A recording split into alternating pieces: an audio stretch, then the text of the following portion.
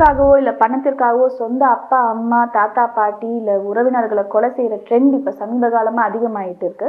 அதுக்கு ஒரு முக்கிய காரணம் உளவியல் ரீதியாக பார்த்தோன்னா தன்னுடைய தேவைக்காக தன்னுடைய இன்பத்திற்காக எதை வேணாலும் செய்யலாம் எப்படி வேணாலும் செய்யலான்ற மனப்போக்கு தான்.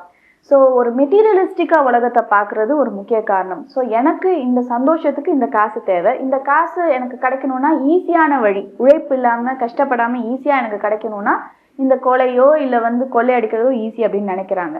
அது தன்னுடைய சொந்த ரத்தத்தை கொலை பண்ணி அந்த எடுக்கும்போது ஒரு விதமான மனநோய்க்கு கூட அவங்க ஆளா இருக்கலாம். ஏன்னா அவங்களுடைய சுற்றுப்புறம் எப்படி இருக்கு, அவங்க எப்படிப்பட்ட ஒரு சூழல்ல வளர்றாங்க, அவங்களுடைய மனம் எப்படி இருந்திருக்கு, அந்த நபருக்கும் இவங்களுக்கும் இடையில என்ன மாதிரியான ஒரு ரேப்போ இருந்திருக்கு, என்ன மாதிரி உறவு இருந்திருக்கு, இதெல்லாம் ரொம்ப முக்கியம்.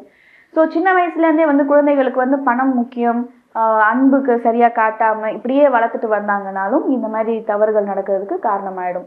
அது தவிர அவங்களுக்கு ஒரு மொராலிட்டி இல்லை, ஒரு இப்படித்தான் இருக்கணும் இப்படி இருக்கக்கூடாது, நியாய தர்மம் இருக்கு அப்படின்றதெல்லாம் தெரியாம வளர்ற குழந்தைகள் பிற்காலத்துல தன்னுடைய தேவைக்காக எந்த பாவ பச்சாதாபமும் பார்க்காம தன்னுடைய சொந்த ரத்தத்தையும் கொலை செய்ய அவங்க யோசிக்க மாட்டாங்க.